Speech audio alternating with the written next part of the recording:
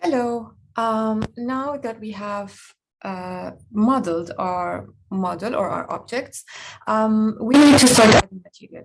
Now, a note before you continue working with this tutorial, you need to be done with the entire model. What I have right here is just an example. It's not a complete model, and therefore we'll be working with examples only and not an entire project.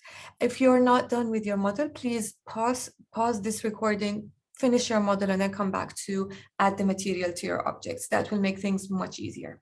Now, moving forward, you can see that right now I have my object modeled or my space modeled. All I'm going to do right now is select the ceiling and then press on this bulb right here, which hides the object, simply because it makes things easier for me to see. The ceiling is always there. If I want to bring it back, all I have to do is right click with my mouse button on this icon, and everything and all the hidden objects will appear back again. Now I'm going to hide it again by selecting it and left pressing with my mouse button on this bulb, and you can see that it's now back to being hidden. Now, what I'm going to do next is start adding material to my object. So you can see that I have, for instance, a window here, a door here. I should have a frame around the windows and the doors, and that should be done by now. I should also have the skirting board if I have to, the furniture, and all the pieces modeled. Now, what I'm going to do is I'm going to go ahead to this right-hand side panel, and I'm going to move to the last where I can see this paint bucket or paint tube, sorry. And it says materials. So I'm going to click here. The next thing I'm going to do is I'm going to look at this menu, and obviously it's an empty menu right now. All I have to do is press on this plus sign that says create new material. Now, once I press on this button, you can see that a list comes up, either preset material, or I can import my material from my material library. Once I press here, you can see that I have a list of objects. It will automatically take me to the folder that has all the material files that was downloaded when I first downloaded Rhino into my computer.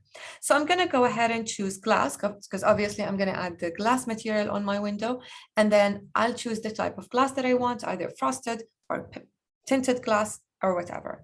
So right now I'm going to choose light blue. Double click on it, and you can see that it's added to my menu. Now I have multiple options. I can either drag and drop it into the objects, and you can see that the wireframe of the object turned yellow. Alternatively, I can right click on the material and assign it to layers. Now, it's really important to make sure that all your objects are placed in the correct layers to avoid having to add the material one object at a time. So right now, because all my objects are placed in correct layers, all I have to do is assign it to the glass layers, and it will automatically take effect on all the objects that are going to be under the windows. If I have a frame, I would also place it under Windows Frame as a sub layer, and as glass for Windows as another sub layer. And then I will choose the glass sublayers of Windows to have the material placed on it. Once I press on OK, seemingly nothing has changed, but once I move to my rendered view, you can see that now I have a see-through material. However, it still does not show the properties of the material. So all I have to do is go ahead to my standards tab here and locate my blue sphere that says render and press on it. Now, the render will take a few minutes, maybe a few seconds, and sometimes a few hours, depending on the quality of the render that you're producing, but it just gives you a good overview of how your render is going to look like. Now, if you want to stop the render, you don't have to press on the X button, because the process is still going to be going in the background, and therefore will slow your document down. So if you want to stop the render, it's always better to stop it from here, so you stop the processing of it. Right now, you can see the number of remaining minutes at the bottom. So I have an approximate amount of minutes as of 1.41 seconds, and 26% of the render has been complete so far. If I want to stop it again, I can press here and the process will stop. Otherwise, I can always wait until the render ends or finishes, and then I can move forward. Now you can see that this takes pretty long time. As a result, I do not recommend you rendering an image after every single material that you place. Place a few materials first, run a render, and then write down your notes so you can address the problems later on, so you don't have to keep rendering and wasting your time. Right now, I can start appreciating the material at the back. Right, you can see that the material starts appearing. You can see if I have objects in the outside, on the outside of this space, then they will start appearing right now. Right now, I'll just stop the recording. I'll just stop the render.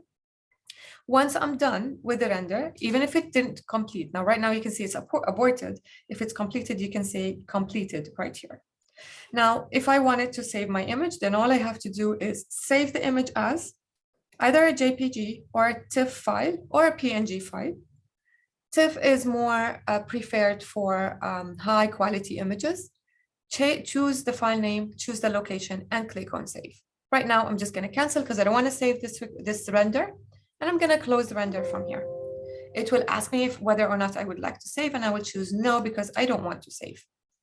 Next is I'm going to go ahead and start adding all my material to my model as I find appropriate, and my model will be ready to be rendered.